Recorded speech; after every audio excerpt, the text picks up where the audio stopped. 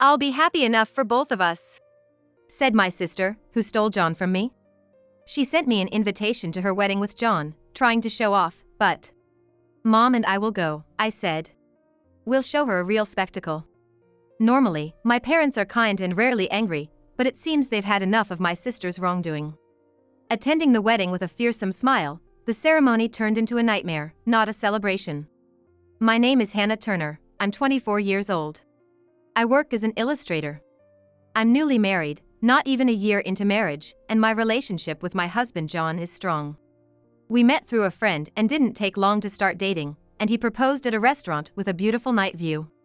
Our wedding was blessed by family and friends, a ceremony filled with smiles. One day, as I was about to send John off to work, I noticed he left his smartphone in the living room and brought it to him. "John, you forgot your phone," I said, handing it over.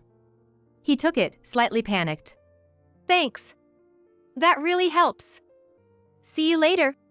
As he rushed out, I felt something was off about his haste. That was the beginning.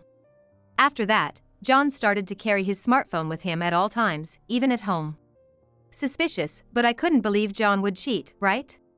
We've been getting along well without any major issues, so I reassured myself that everything would be fine. However, my trust was soon shattered. After finishing hanging the laundry, I returned to the living room and noticed a notification on my phone. It was an email from an unknown account. "Hey, long time no see? How have you been?" It seemed like someone I knew, but I've heard of scams pretending to be acquaintances. So I decided to ignore it. If it was important, they'd call, I thought. "Hey, don't ignore me. I can see you've read it. Ignoring your sister, that's just like you, always so mean." The moment I closed my phone, it rang, and the message was from the same unknown account, calling me sister. Indeed, I have a sister named Sally, but she's a troublemaker in many ways. Such as financial issues. Sally often borrowed money from friends for various reasons and then cut off contact without repaying them, leading to my parents and me frequently facing the backlash. However, because she was their daughter, my parents ended up repaying her debts. Next, there were complaint issues. Sally would immediately lodge complaints over the smallest inconveniences. Her manner of complaining was terrible. She would hurl abuse and even force those who came to apologize to kneel, making her an extremely problematic customer. Then, there were issues with men. Sally loves men, particularly those who were taken. She didn't care if it was a friend or a family member. If she set her sights on a man, she'd pursue him.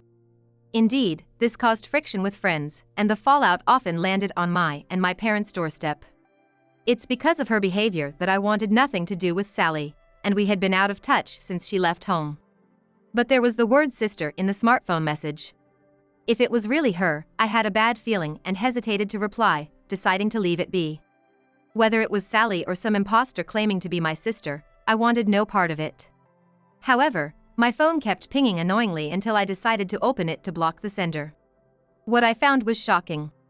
"Ignore me all you want, but John is mine now, so hurry up and divorce him, okay? Thanks for finding such a great catch for me. From today, John won't be returning to you, so I'll send over the divorce papers. Make sure to file them quickly." Accompanied by a photo of John and Sally together, I didn't need confirmation to know it was true. My hands trembled as I sat down, overwhelmed by shock to the point of feeling faint. My hands trembled as I sat down. Overwhelmed by shock to the point of feeling faint. Following Sally's words, John never returned home, and all I received was the filled-out divorce papers. Attempts to contact John were met with complete silence. Suddenly stripped of my happiness, I was overwhelmed with sadness, anger, and became emotionally unstable. Why, John? I spent days in tears.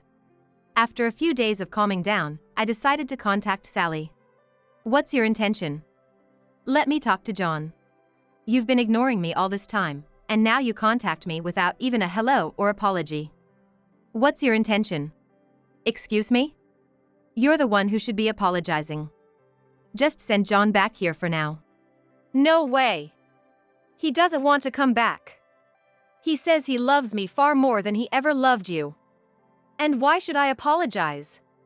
It's your fault for not being able to keep him." No matter what I said, it just didn't get through. I was already in a terrible mental state, too tired to worry or think anymore. Enough. Finally realized it's hopeless? Clinging on will only make you more disliked, you know? If you're gonna resent someone, resent your own lack of charm. Loser. After this exchange, I closed my phone.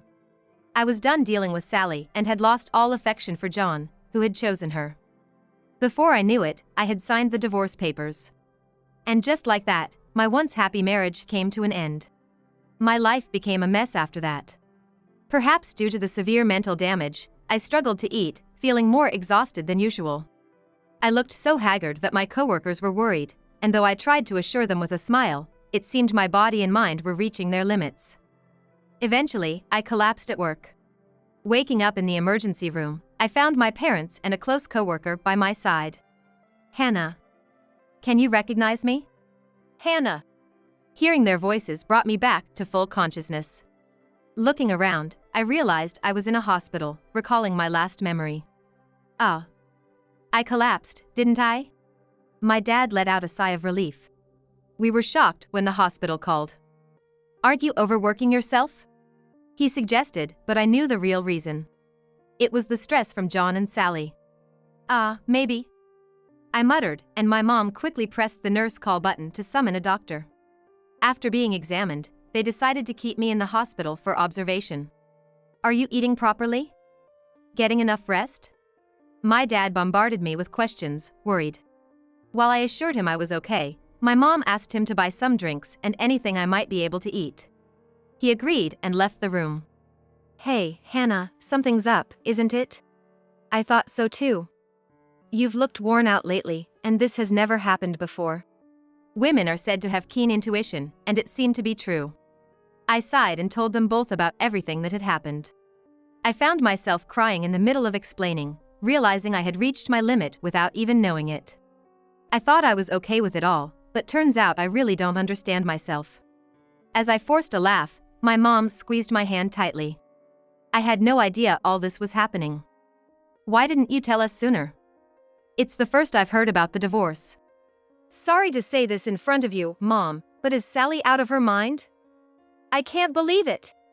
Both of them showed their anger towards Sally, and I could feel they were genuinely worried about me. I didn't want to worry anyone, nor did I want to make a big deal out of it. I thought it was something I could overcome on my own. I didn't want to trouble or worry anyone around me. I felt embarrassed about the situation, and part of me believed what Sally had said might be true. Maybe it's my lack of appeal that caused all this. That's nonsense. What are you talking about? Anyone can see that Sally and your ex are the unbelievable ones.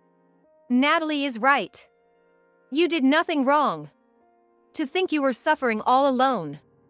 I'm so sorry. Both looked like they were about to cry.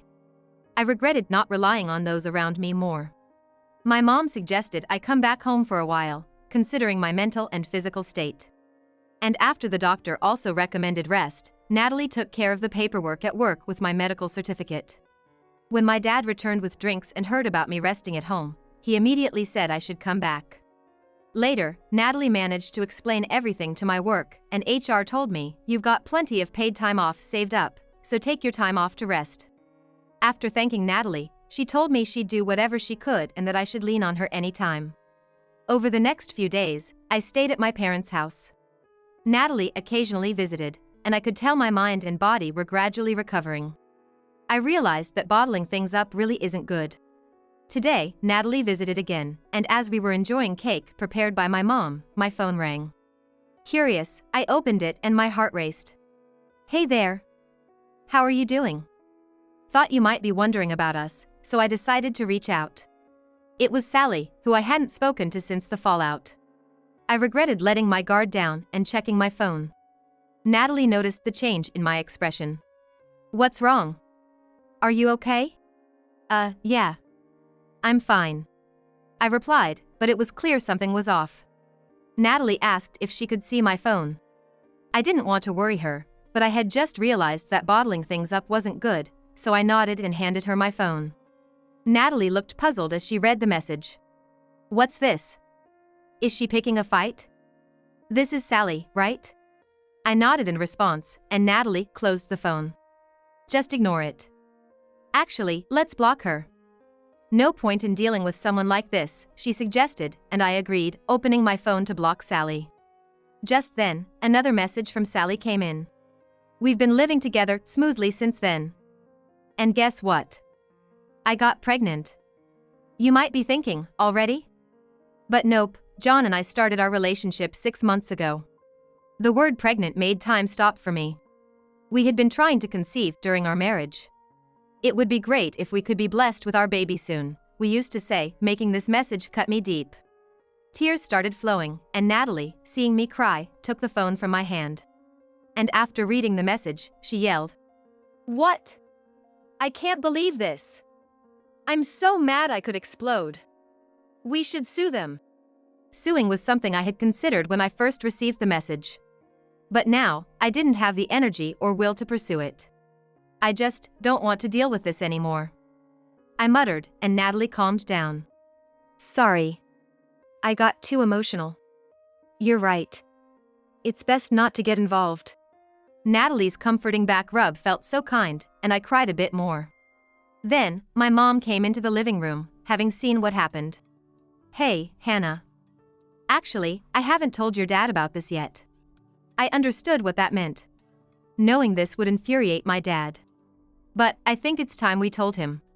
My mom's solemn words struck me deeply. I took a moment to think. I also believe it's time to talk about it. This is just too much, I concluded.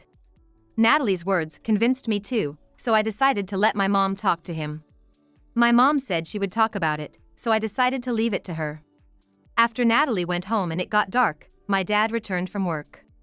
Wow. Smells good in here today too. What's for dinner? Dad, welcome home. I'm back.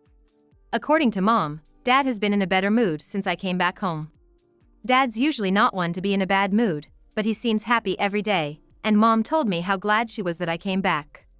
Those words made me genuinely happy, grateful to have a place where I feel at peace. However, today Mom had a serious look on her face as she started a conversation with Dad. Welcome home, Dad. I'd usually love to chat about the usual fun stuff, but there's something important we need to discuss. Seeing Mom's expression, Dad seemed to understand and turned serious too. Then looking at me, he said, "It's about you, isn't it? Let's hear it."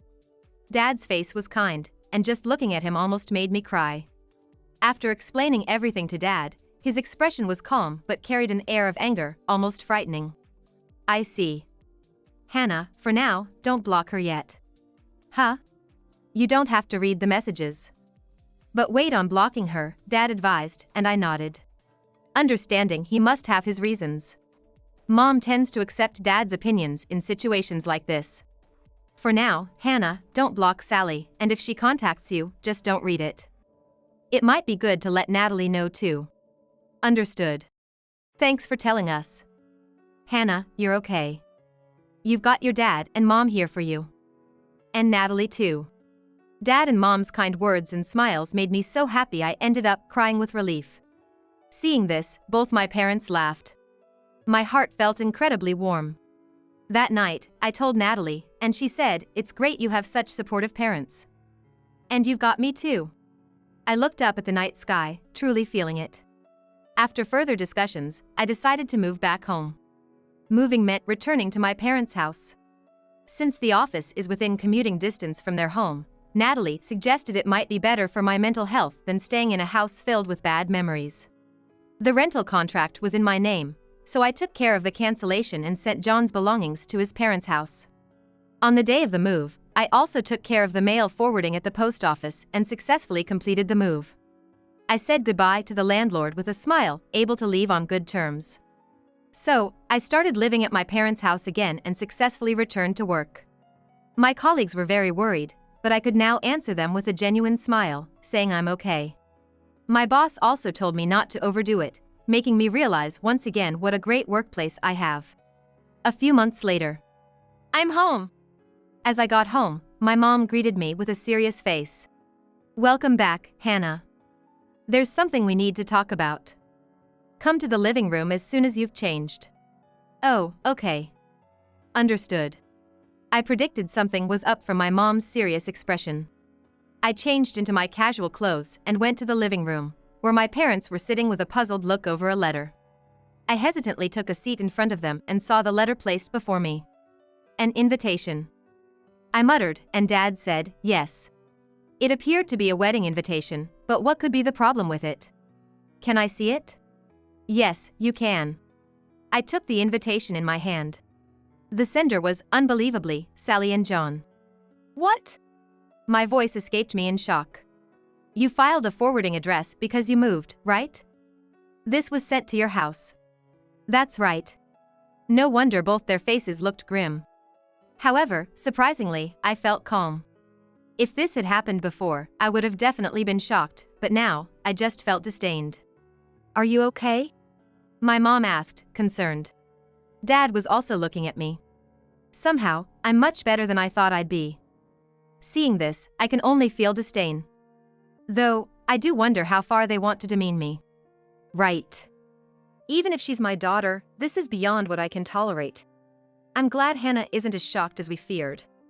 But still, this is going too far. I could see flames behind my parents. I'm grateful for my dad and mom, who are angry for my sake. It's addressed to me. I don't have to go, right? I asked, and my parents looked me straight in the eye. Mom and I will go. What? We'll show them what hell looks like. What? Seeing my usually gentle parents this angry was a first for me, and it made me uneasy. But, this is addressed to me. Well, we are the parents of the bride. It would be rude not to attend, right? Exactly.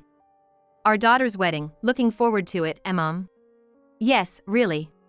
My parents exchanged smiles. I could only give a wry smile. When I told Natalie about it, she didn't seem surprised at all. Aren't your parents right? If you're related to the bride and groom, you have to attend. But wow, a wedding, huh? I could tell she was smirking, even over the phone. Everyone around me is strong, but they're also scary when angered. On the day of the wedding. Are you really going? Are you sure? Watching my parents prepare to attend the wedding, I asked anxiously. Why worry? There's nothing to be concerned about, my mom said with a smile, but her eyes weren't smiling, which made me nervous. Dad had a similar reaction, dismissing my worries as they continued their preparations. I hope it's okay. Ignoring my concerns, the sound of a car arriving could be heard. I went to check if they had called a taxi, only to find a familiar car parked outside. And who should get out but Natalie? Natalie! What are you doing here? I blurted out as I opened the door, seeing her dressed in a party dress, looking glamorous. Good morning. Are your dad and mom ready? No, answer my question. What? I'm attending the wedding too. What?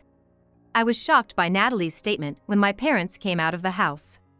When I asked them what was going on, it turned out that one of John's relatives is a friend of Natalie's, and after learning about the situation, she was invited to attend as his relative's girlfriend. My parents didn't object, instead, they seemed enthusiastic about going together.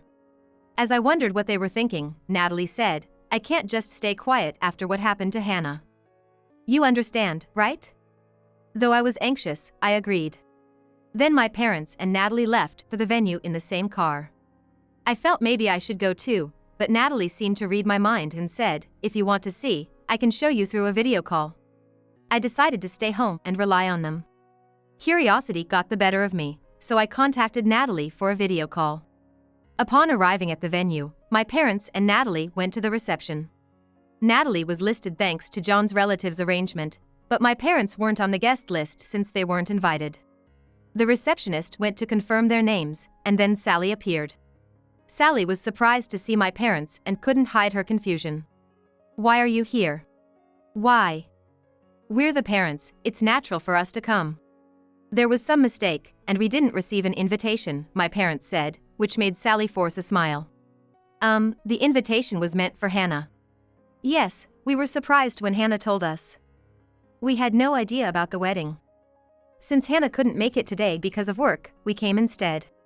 Sending an invitation to Hannah is fine, but you should have sent one to us too. It wouldn't look good without the bride's parents, right? My dad mentioned the lack of invitation twice. Although I couldn't see my parents' expressions through the video call Natalie was sharing, I could imagine. Right. Yes. I am your daughter after all. Of course, you be happy. Sally seemed to genuinely believe my parents came for her sake. I thought she was delusional. Then John appeared. He turned pale at the sight of my parents. Relax, John. They came to celebrate with us. They must really love me. Especially since Hannah is like that. Sally reassured John, who seemed relieved and greeted my parents with a smile. John's parents also joined in, and the atmosphere became friendly and warm. Seeing my former in-laws chatting happily, a memory of being fondly cared for by them, stings a bit. I wondered if they were only nice to me because I was their son's wife, which was a bit shocking. Maybe it was indeed the right decision not to go. I murmured. Then the scene shifted to the ceremony and then to the reception. At the reception, Sally and John made a happy entrance. Natalie occasionally asked me if I was okay, but I was surprisingly fine watching the two of them, responding, "I'm okay." More than anything, I was worried about my phone's battery, but she reassured me she had a portable charger. Well prepared, indeed. When it came time to read the letter of gratitude to the parents, Sally started panicking because she hadn't expected her parents to come. Seeing this, my parents asked the MC for the microphone. Today, we weren't actually supposed to come, so it's understandable that Sally wasn't prepared. As a surprise from us, we'd like to convey a message to our daughter, Sally. The venue erupted in applause. Sally, seemingly relieved by the save, smirked and clapped. Dad. I'm so happy. Her exaggerated gratitude was irritating. I continued watching, feeling uncomfortable. My dad then started something unbelievable with a smile. Our surprise from us to you is this, he announced, and suddenly the doors of the reception hall opened, revealing several men standing there. They all were looking outraged. I watch over the scene wondering what's going to happen. Sally turned pale at the sight of them. Our Sally is so charming that she has received affection from many men. The kind Sally has responded to all these feelings, making her our pride and joy. And today, these gentlemen wanted to give a surprise, so we brought them here. Wait. Dad. How did you know? Sally. I had no idea you were so considerate. Now, gratefully accept this surprise. My dad initiated, leading to the men storming the stage, expressing their anger. Sally tried to escape, but was confronted with accusations like, "What do you mean you're marrying someone else? How much do you think I've spent on you? And pay back the money you borrowed." Sally turned pale and was nearly in tears. Watching this, Natalie coolly commented, "Wow," while I was stunned. John, confronting Sally with a "what's going on," found her too shocked and flustered to respond. Then my mom took the microphone and began to speak. Actually, there's one more surprise. As my husband mentioned earlier, our daughter Sally is very charming, so much so that she's also popular among women. As Mom said this, several women in attendance stood up. We've invited those who expressed a desire to meet Sally. Following my mom's words, the women approached Sally. How dare you steal my man and then try to be happy yourself? Pay me the alimony for cheating with my husband. You cut off contact as soon as I lent you money. Pay me back. The situation turned into chaos. The reception hall went from buzzing to downright hellish. I imagined the other guests must be shocked, but they seemed more disgusted than anything. Seeing my parents smiling through this chaos was frightening. And I realized this is the kind of reputation my sister had. In the midst of this uproar, someone took the microphone. Sally, to have such an attractive person as our son's bride is truly heartwarming. To my surprise, it was my former mother-in-law making an unexpected statement. As I wondered what she was talking about, she continued.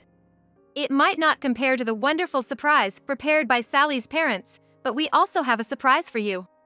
John looked shocked by his mother's words. What are you talking about, Mom? Can't you see what's happening? Ignoring John's attempt to calm the situation, my former father-in-law took the microphone.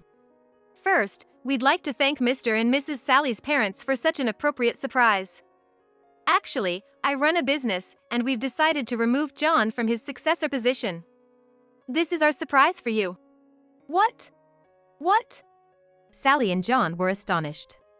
I had heard during their marriage about John being groomed as a successor. His dad's announcement was shocking. What are you saying, Dad? You've made your own choices, cheated by your own will, divorced by your own will, and remarried by your own will. Someone who can make such commendable decisions should start your own business rather than take over mine. Don't decide on your own. You said I was the successor. John's eyes widened in panic. No. We are serious. You're already splendidly independent. Use that judgment to live your life from now on. Together with the wonderful Sally. Exactly. Having a son who can make such self-centered decisions, I couldn't be prouder. My jaw dropped. My former in-laws seemed to be laughing like my parents, but their eyes weren't smiling. They seemed pretty angry. Natalie was chuckling upon hearing this. Serves them right. I can barely hold back my laughter. I'm just speechless, I said, and Natalie filled me in on what had happened while I was away. My former in-laws had come to apologize. They really thought of me as their own daughter. And my parents and they had planned this surprise revenge together. Natalie had been in touch with my parents and had also heard the story from John's relatives, so she knew everything. Hearing this made me tear up, realizing I had so many people on my side. You're not alone. So many people care about you, Hannah. How could we stay silent when someone important to us is hurt? Yeah. I cried and couldn't speak properly, just nodded. Thank you. When I finally managed to say thank you, I saw my parents and former in-laws smiling kindly at me through the screen. The chaos continued at the venue, with the staff trying to intervene in the disastrous situation. Then, a man stood up and walked towards the stage. He stood in front of John. Then John collapsed to his knees. Apparently after being told something by the man. The man returned to his seat. Hey, what did that man say? Can't really tell from this distance unless he uses a mic. Maybe I should go ask him directly, Natalie said, and moved towards the man with her phone. Excuse me. As Natalie approached, the man turned around. I was startled. Uncle. Yes, it was my dad's brother, my uncle. Natalie showed him the screen, and seeing me, my uncle was surprised and very happy. Hannah, are you doing all right? I heard about today from your dad. It must have been tough. Thanks for worrying about me. But I'm okay. By the way, what did you say to John just now? That. This hotel is run by me, so I told him I'll be claiming damages. The reception hall is a mess because of the bride and groom. Hearing my uncle's words, both Natalie and I understood. That's why John turned pale. After talking with my uncle for a bit, I felt encouraged again. Trying to see Sally through the camera proved difficult due to the crowd of people surrounding her. This wedding had become anything but a celebration. Looking around, many guests had started to leave, among them were some of John's colleagues I recognized. But even that colleague left the venue with a puzzled expression. I thought to myself, well, that figures, feeling somewhat relieved. The wedding ended in disaster, with Sally and John looking pale and exhausted at the end. And now, the bride and groom will exit, the MC announced, but by then, almost all the attendees had left, and the only ones clapping were our parents, former in-laws, Natalie, and some of John's relatives. When my parents returned home, I went out to greet them, and surprisingly, Natalie and John's parents were with them. I was a bit shocked, but bowed to my former in-laws. I'm sorry for not being in touch. I regret that our marriage ended this way, despite your kindness. I had been feeling guilty for not apologizing to my former in-laws after the divorce, so I took this opportunity. My former in-laws, with tears in their eyes, placed their hands on my shoulders. We should be the ones apologizing, they said, but I insisted it was unnecessary and thanked them for their care during the marriage. After that, we all had tea and chatted happily, thanking each other for the wedding events, and parted on good terms. I felt like I finally had closure and felt refreshed. A few days later, my phone rang during work. It was a message from Sally. I had forgotten to block her, but upon checking, it was a barrage of complaints. Your fault, our wedding was ruined. Take responsibility. You told our parents, didn't you? Jealous much. Don't project your unhappiness on me. Pathetic loser. I pondered for a moment, then asked Natalie, who was at the next desk. Can I still claim alimony for the affair? Easy. She's been sending enough evidence herself. Right. Feeling completely over it, I decided to hire a lawyer to claim alimony. I saved all the exchanges and images sent by Sally and replied to her. Thanks for all the evidence of the affair. A lawyer will be in touch, so please stop contacting me directly. A lawyer? What are you thinking? Stop it. Sally started deleting the messages and images she had sent. After telling Sally that all evidence was saved, she visibly panicked and started apologizing. Sorry. It was all lies. I'll give John back since he's no longer going to be the CEO, and I won't say anything terrible anymore. Please, spare me the alimony. I already have debts as it is. That's none of my concern. I don't want John, and well, do whatever you like. Actually, it might have been good that you took him. I don't need a man who cheats, and in the end, you protected me. Thanks, sis. I sent that and cut off contact. After blocking Sally, she tried to reach out from different accounts, but I blocked those too. I consulted with the lawyer I was referred to and submitted the evidence. They were quick to act on it. Next, I started receiving messages from John. Perhaps things weren't going well with Sally. He sent me creepy messages like a Romeo, which I ignored and also blocked. My parents handled it when he tried to contact the house, wanting to talk to me. Apparently frightened by my parents, he hasn't contacted me since. Later, the lawyer informed me that John and Sally had agreed to pay the alimony. They tried to fight it with Sally's usual complaint tactics, but that doesn't work on a lawyer. Realizing they had no chance, they accepted defeat dejectedly. John, initially resistant, turned pale and gave in after learning Sally had sent me plenty of evidence. Despite the bitter feelings from being tormented by such childish individuals, I'm now only grateful for the many people who protected me. Sally and John eventually divorced.